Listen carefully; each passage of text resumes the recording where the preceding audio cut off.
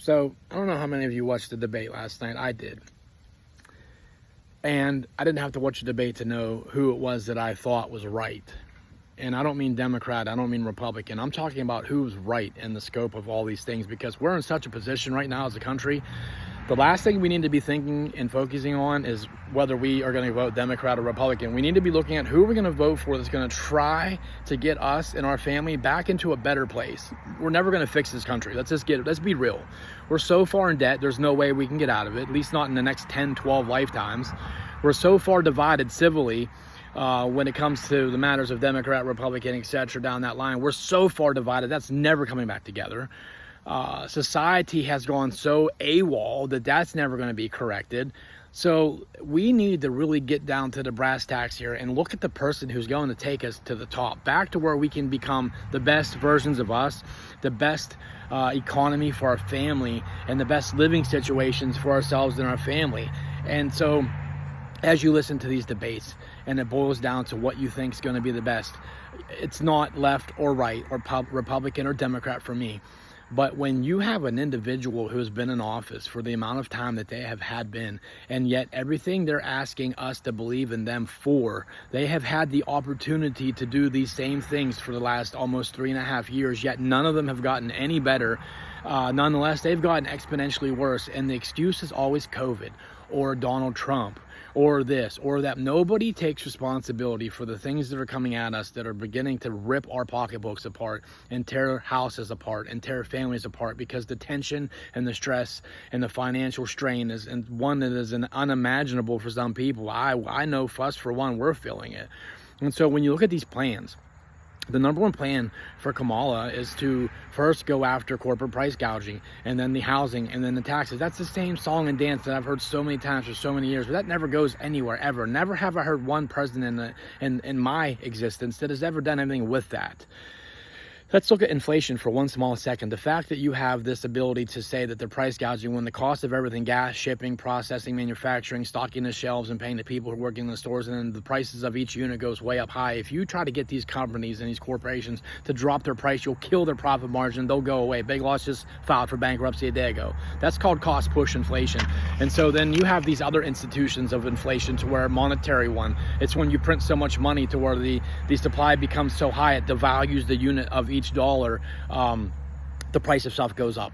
You have a built-in inflation to where workers are demanding higher wages because the cost of living has soared to high levels, and the dollar has devalued so much, and so that causes inflation. There's always different reasons as to why it does that, and what they'll do is wait to the very end.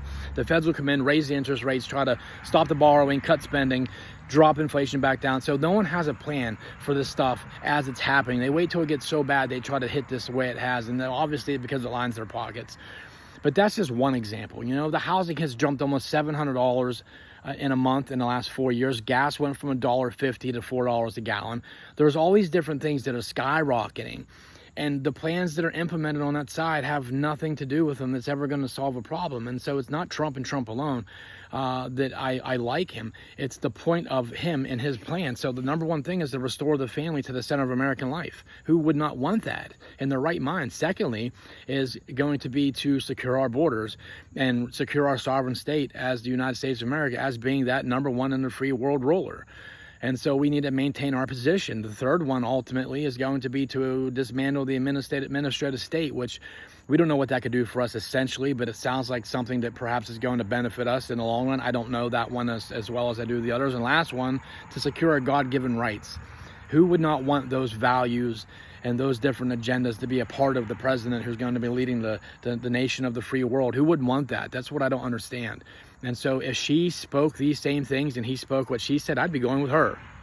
We need to quit looking at the label and start looking at the individual behind it. We need to quit chasing the title and look at who's functioning under that title and make some real life decisions. So we get so superficial and we're label chasers, we're brand chasers. If it has a certain tag or certain color or a certain feature, that's what we're going to go get no matter what.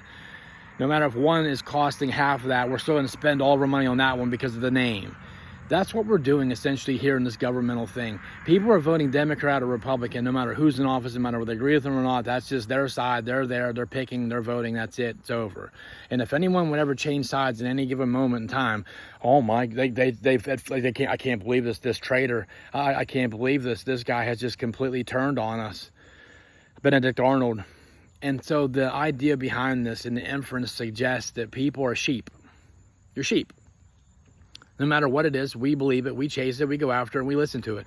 I just did a video about the fact that these people who are getting paid millions of dollars to do these advertisements are preaching the same thing that we already know. Not only that, but they're doing it in a way that is character assassination for the other party member that they're against. And so we're teaching our kids 67,000 times an hour to be able to bully, to cut up, to rip, to shoot down your opponent, make fun of them, and have defamation and all these other things. And we wonder why our kids are turning out the way they are. This is easy stuff to think about, easy stuff to think and make sense of if you really take time to appreciate what they're saying and what's really going on around us. We're smarter than that.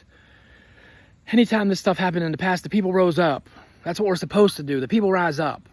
And yet we're just sitting back. We're sitting ducks. We're complaining about it in our living rooms. We're doing nothing about it outside of that. And I'm not saying to take the government by storm. I'm not saying that. But we can stand up for what's right and do what we know we need to be doing.